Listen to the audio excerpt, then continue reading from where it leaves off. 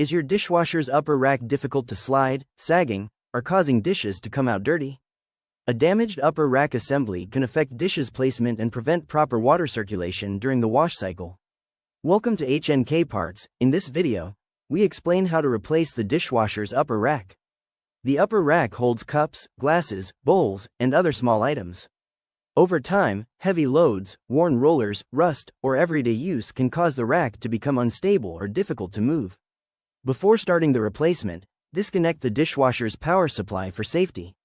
Open the dishwasher door completely and pull the upper rack all the way out. Locate the rail stops at the ends of the rack tracks. Remove these stops carefully, then slide the old upper rack assembly completely out of the rails. Before installing the new rack, take a moment to inspect the rail tracks, rollers, and support clips. Remove any debris or buildup that could affect rack movement. Also, check the spray arm area to make sure nothing is blocking its rotation.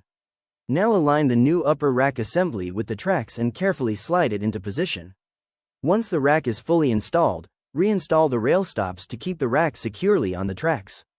You can find the dishwasher upper rack assembly at HnKParts.com.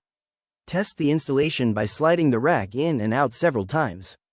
It should move smoothly without sticking or wobbling. Next, run a short wash cycle. Make sure the spray arm rotates freely, water circulates properly, and dishes remain stable throughout the cycle. If you still notice movement issues or poor cleaning performance, recheck the rail tracks, rollers, and spray arm area to ensure everything is installed correctly.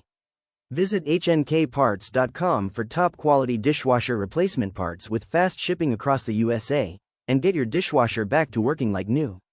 If you find this video helpful, please like this video, leave a comment, subscribe to our channel, and follow us on social media for more maintenance tips and updates. Thanks for watching.